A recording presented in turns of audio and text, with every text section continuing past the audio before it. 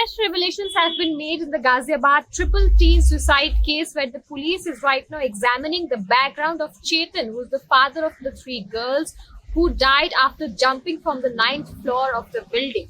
Now, in this case, the police have in fact gotten to know that Chetan was in fact living in a live-in relationship with a woman in Shahibabad during 2015. The same year, the woman with whom he was living in a relationship had jumped from the roof and had fallen down. Upon investigation, the police had found at that time that it was a case linked to suicide.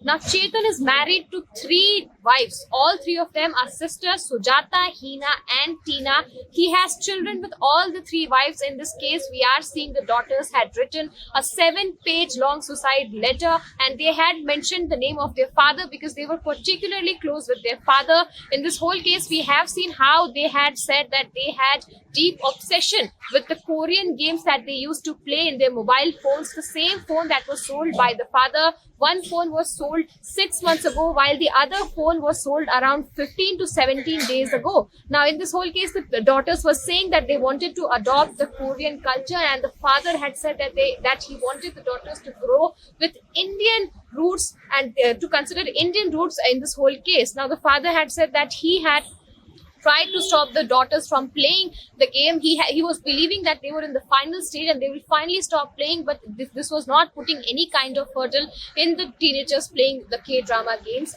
But we are seeing that in this case now, the three girls who jumped from the ninth floor of the building.